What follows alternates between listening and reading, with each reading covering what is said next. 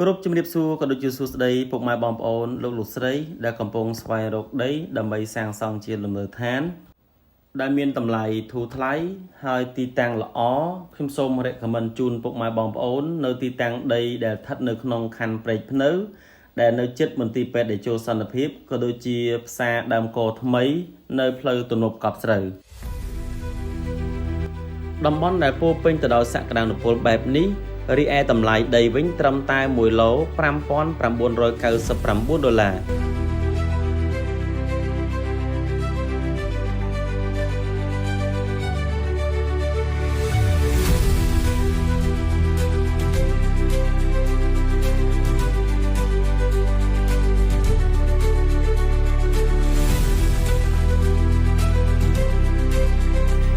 សូមបញ្ជាក់ជូនម្ដងទៀតដីទំហំ5 ម៉ែត្រគុណ20 ម៉ែត្រតម្លៃត្រឹមតែ$5,999